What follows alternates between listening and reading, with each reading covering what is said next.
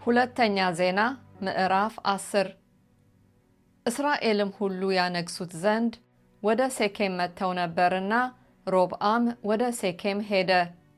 የናባጥ ልጅ ኢዮርብዓምም ከንጉሱ ከሰሎሞን ፊት ሸሽቶ በግብፅ ይኖር ነበርና ይህን በሰማ ጊዜ ኢዮርብዓም ከግብፅ ተመለሰ። ልከውም ጠሩት። ኢዮርብዓምና እስራኤልም ሁሉ መጥተው ሮብዓምን አባትህ ቀንበር አክብዶብን ነበር።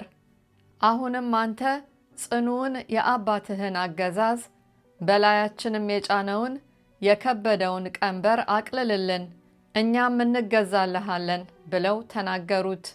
እርሱም ከ3 ቀን በኋላ ወደ እኔ ተመለሱ አላቸው። ሕዝቡም ሄዱ። ንጉሡም ሮብዓም ለዚህ ሕዝብ እመልስለት ዘንድ የምትመክሩኝ ምንድን ነው ብሎ አባቱ ሰሎሞን በሕይወት ሳለ በፊቱ ይቆሙ ከነበሩት ሽማግሌዎች ጋር ተማከረ።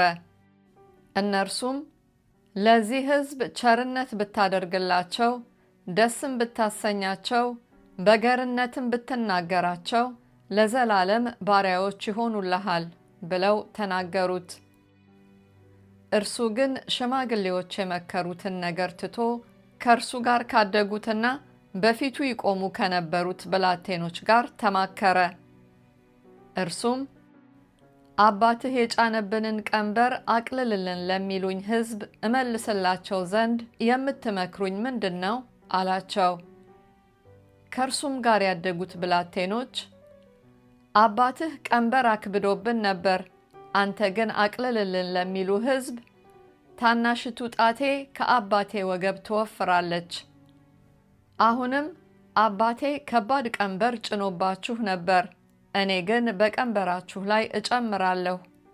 አባቴ በአለንጋ ገርፏችሁ ነበር፣ እኔ ግን በጊንጥ ገርፋችኋለሁ በላቸው ብለው ተናገሩት።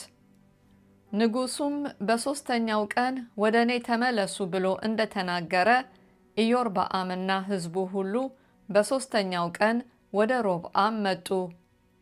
ንጉሡም ጽኑ ምላሽ መለሰላቸው። ንጉሡም ሮብዓም የሽማግሌዎቹን ምክር ትቶ አባቴ ቀንበር አክብዶባችሁ ነበር፣ እኔ ግን እጨምርበታለሁ። አባቴ በአለንጋ ገርፏችሁ ነበር፣ እኔ ግን በጊንጥ ገርፋችኋለሁ ብሎ እንደ ብላቴኖቹ ምክር ተናገራቸው። እግዚአብሔርም በሴሎናዊው በአህያ አድርጎ ለናባጥ ልጅ ለኢዮርብዓም የተናገረውን ቃል እንዲያጸና ከእግዚአብሔር ዘንድ ተወስኖ ነበርና ንጉሡ ሕዝቡን አልሰማም። እስራኤልም ሁሉ ንጉሡ እንዳልሰማቸው ባዩ ጊዜ ሕዝቡ በዳዊት ዘንድ ምን ክፍል አለን? በእሴይም ልጅ ዘንድ ርስት የለንም። እስራኤል ሆይ ወደ የድንኳኖቻችሁ ተመለሱ፣ ዳዊት ሆይ አሁን ቤትህን ተመልከት ብለው ለንጉሡ መለሱለት። እስራኤልም ሁሉ ወደ የድንኳኖቻቸው ሄዱ። በይሁዳ ከተሞች በተቀመጡት በእስራኤል ልጆች ላይ ግን ሮብዓም ነገሰባቸው። ንጉሡም ሮብዓም አስገባሪውን አዶራምን ሰደደ። የእስራኤልም ልጆች በድንጋይ ወገሩት፣ ሞተም። ንጉሡም ሮብዓም ፈጥኖ ወደ ሰረገላው ወጣ፣ ወደ ኢየሩሳሌምም ሸሸ። እስራኤልም እስከ ዛሬ ድረስ ከዳዊት ቤት ሸፈተ።